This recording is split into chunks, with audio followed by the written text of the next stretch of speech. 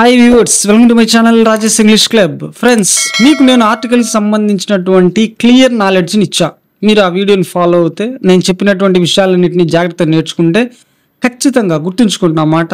ఖచ్చితంగా మీకు ఆర్టికల్కి సంబంధించినటువంటి ఏ బిట్ కూడా రాంగ్ అయితే కాదు. సో కాబట్టి మీరు ఎంతలా నేర్చుకుంటారు అనేటువంటి దాని మీదనే మీ యొక్క మార్క్స్ అనేటువంటి డిపెండ్ అయి ఉంటాయి. రాబోయే డిఎస్సిలో మీరు ఖచ్చితంగా ఆర్టికల్స్ పైన మంచి మార్క్స్ సాధించాలంటే నా వీడియోను ఖచ్చితంగా ఫాలో కండి. సరే, ఈరోజు మన కాన్సెప్ట్ ఏంటంటే ఆర్టికల్స్ పైన నేను ఒక టెస్ట్ అనేటువంటిది కండక్ట్ చేయబోతున్నాను. మీకు 30 బిట్స్ అనేటువంటివి ఉంటాయి. మరి 30 బిట్స్లో మీకు ఎన్ని మార్క్స్ వస్తాయో చూద్దాం. అంటే మీరు వీటికి సంబంధించినటువంటి ఆన్సర్స్ పక్కన నోట్ చేసి పెట్టుకోండి. సో మీరు ఆన్సర్స్ అనేటువంటి మొత్తం రాశాక నా కామెంట్ సెక్షన్లో కామెంట్ చేయండి. నేను ఎవరికైతే హైయెస్ట్ మార్క్స్ వస్తాయో వాళ్ళని ఖచ్చితంగా నేను మెన్షన్ చేస్తాను. నెక్స్ట్ వీడియోలో వాళ్ళ పేరు అనేటువంటిది నేను చెప్తాను. సో కాబట్టి మీరు ఆన్సర్స్ అనేటువంటివి జాగ్రత్తగా చూస్ చేసుకోండి. 1-2 సార్లు చూడండి. నేను మీకు క్వశ్చన్స్ అయితే చదువుతూ ఉంటాను 1 by 1. 30 బిట్స్ అనేటువంటివి ఉంటాయి. మరి చూద్దాం ఎంతమంది కరెక్ట్ ఆన్సర్స్ అనేటువంటివి చేస్తారో. ఓకేనా?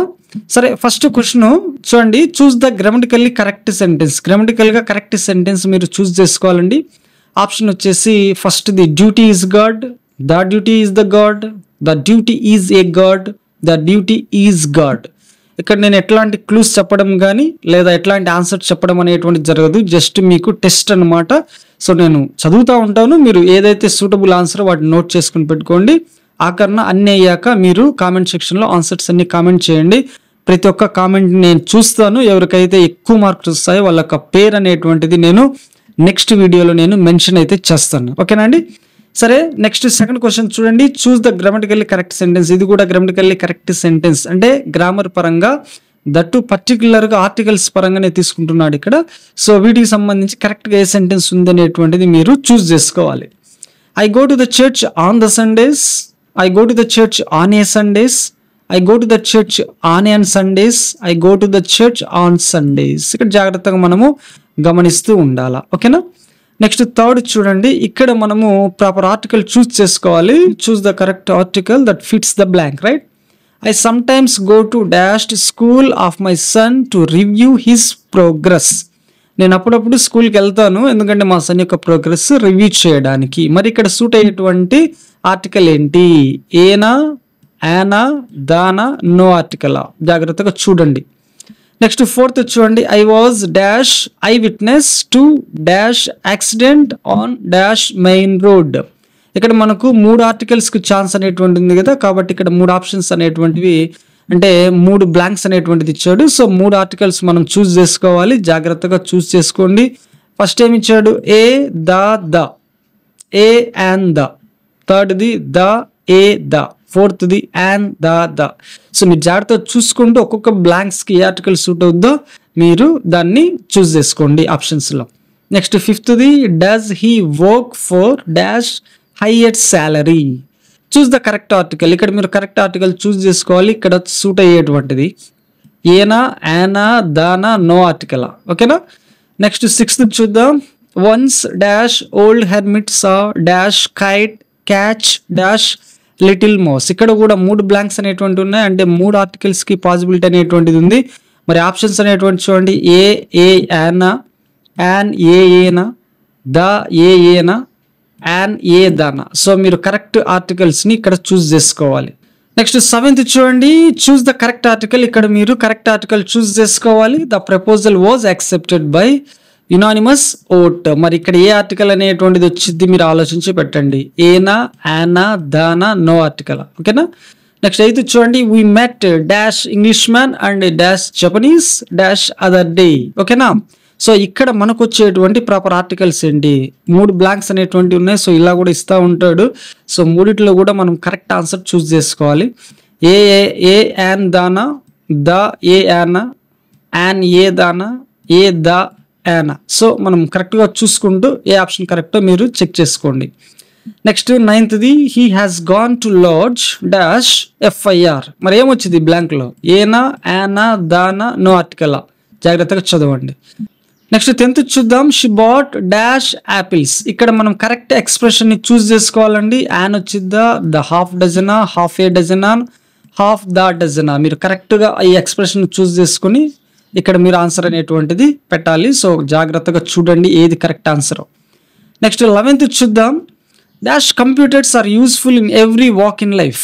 చూస్ the correct article. Correct article choose చేసుకోవాలి. Dash computers. కంప్యూటర్స్కి ముందు వచ్చేటువంటి ఆర్టికల్ సెంటెన్స్ స్టార్టింగ్లో ఉంది, జాగ్రత్తగా ఆలోచించండి. ఏనా, యానా, దానా, నో ఆర్టికల్. ఓకేనా. Next 12th watch dash story this is. ఈ టైప్స్ ఆఫ్ బిట్స్ అనేటువంటివి చాలా చాలా ఇంపార్టెంట్ అండి. చాలాసార్లు అడిగాడు మన డిఎస్సిలో. సో చూడండి ఇక్కడ మనకు కరెక్ట్ ఎక్స్ప్రెషన్ ఏది మనం ఇక్కడ పెట్టొచ్చు. ఏ ఇంట్రెస్టింగ్గా, యాన్ ఇంట్రెస్టెడా, యాన్ ఇంట్రెస్టింగ్గా, ఏ ఇంట్రెస్టెడా. జాగ్రత్తగా చూడండి, చాలా ఇంపార్టెంట్ ఇది. Next 3rd her first defeat was an early lesson in dash humanity. So ఇక్కడ సూట్ అయ్యేటువంటి ప్రాపర్ ఆర్టికల్ ఏంటి? ఏనా, యానా, దానా, నో ఆర్టికల్. నెక్స్ట్ 14th చూడండి. Choose the phrase in which no article is needed. ఇక్కడ ఇచ్చినటువంటి ఫ్రేజెస్ లో నో ఆర్టికల్ అవసరం లేనటువంటి ఫ్రేజ్ మీరు చూస్ చేసుకోవాలి. అంటే ఎక్కడైతే అవసరం ఉండదో. పీస్ ఆఫ్ బటరా, లాట్ ఆఫ్ మనీనా, గ్రేట్ డీల్ ఆఫ్ మనీనా, బ్యూటీ అండ్ ట్రూత్. జాగ్రత్తగా చూస్ చేసుకోండి. Next 15th Shekhar goes to dash school for studying. Shekhar స్కూల్కి వెళ్తాడంట. దేనికోసం? స్టడీయింగ్ కోసం, అంటే చదవడం కోసం వెళ్తాడంట. మరి ఇక్కడ మనకు వచ్చేటువంటి ఆర్టికల్ ఏంటి? ఏనా, యానా, దానా, నో ఆర్టికల్. అది చాలా చాలా ఇంపార్టెంట్ అండి. ఇది కూడా చాలాసార్లు వచ్చింది. సో జాగ్రత్తగా వీటిని మీరు గుర్తుంచుకోండి. అంటే రెగ్యులర్గా ఫ్రీక్వెంట్గా వచ్చేటువంటి వీటిని మనం పోగొట్టుకోకూడదు అనమాట. ఓకేనా. నెక్స్ట్ 16th చూద్దాం. చూస్ the sentence with the correct use of articles. కరెక్ట్గా ఆర్టికల్స్ని యూజ్ చేసినటువంటి సిచ్యువేషన్ ఏది? అంటే ఏ సెంటెన్స్లో కరెక్ట్గా ఆర్టికల్స్ని యూజ్ చేశారు అనేటువంటిది అడిగాడు. ఫస్ట్ చూడండి. She went to the home with her father. ఇది కరెక్టా? చూడండి, దీంట్లో ఆర్టికల్స్ని వెతకండి, అవి ప్రాపర్ ప్లేస్లో పెట్టారా లేదా అనేటువంటి చూడండి. I have taken a milk, the Nehrus are rich, this is the most useful book. So ఇక్కడ మనము ఎక్కడ ఆర్టికల్ అనేటువంటిది కరెక్ట్ యూజ్ చేస్తారు అనేటువంటిది కనిపెట్టాలి. ఓకేనా. Next 17th if he is seriously ill he will have to go to dash hospital. So ఇక్కడ అతడి గనక సీరియస్గా ఉంటే, అంటే బాగాలేకుంటే అతడు హాస్పిటల్కి వెళ్ళాలి. సో ఇక్కడ మనం ఆ బ్లాంక్లో వచ్చేటువంటి ఆర్టికల్ని మనం చూస్ చేసుకోవాలి. సో జాగ్రత్తగా ఆలోచించి ఆర్టికల్ని మనం చూస్ చేసుకోవాలి. ఎందుకంటే ఈ సిచ్యువేషన్ ఆల్రెడీ ఇంతకుముందే చెప్పాను, ఇట్లాంటి సిచ్యువేషన్స్ ఆల్రెడీ నేను ఎక్స్ప్లెయిన్ చేశాను. సో ఇవి రెగ్యులర్గా వస్తూ ఉన్నాయి డిఎస్సీలలో, కాబట్టి ఈ పాయింట్స్ మనం జాగ్రత్తగా గుర్తుంచుకోవాలి. ఓకేనా. నెక్స్ట్ 18th చూడండి. We went there dash. ఇక్కడ మనం కరెక్ట్ ఎక్స్ప్రెషన్ చూస్ చేసుకోవాలి. ఆన్ ఫూట, ఆన్ ఏ ఫూట, ఆన్ ద ఫూట, ఆన్ సమ్ ఫూట. సో ఆల్రెడీ ఇట్లాంటి సిచ్యువేషన్స్ అన్ని మీకు నేను చెప్పాను, జాగ్రత్తగా గుర్తుంచుకోమని చెప్పాను. సో ఇందుకోసమే అనమాట ఇట్లా పిన్ పాయింటెడ్ ఇచ్చేటప్పుడు అవి యూజ్ అవుతాయి. Next 19th if you are active you can play dash the basketball. చూడండి, ఈ సిచ్యువేషన్ కూడా వచ్చింది, నేను చెప్పా. సో మీరు ఇక్కడ ఏది ఆర్టికల్ అనేటువంటిది మనం యూజ్ చేయొచ్చు అనేటువంటి చూస్ చేసుకోండి. ఏనా, యానా, దానా, లేదా no article situation. Next 20th he came here. Okay. So ఇప్పుడు చూడండి ఆన్సర్స్. అంటే ఇక్కడ ఫిట్ అయ్యేటువంటి ఫ్రేజ్ మనం చూస్ చేసుకోవాలి. On a hearts back, on the hearts back, on hearts back, on an hearts back. వీటిలో ప్రాపర్ ఫ్రేజ్ని ఈ బ్లాంక్లో వచ్చేటట్టు మనం చూస్ చేసుకోవాలి. Next 21st I have not taken dash lunch as at. Choose the correct article that fits the blank. So ఇక్కడ మనం use చేయాల్సినటువంటి proper article ఏంటి అనేటువంటిది ఆలోచించండి. ఆల్రెడీ వీటి గురించి మనం నేర్చుకున్నాం.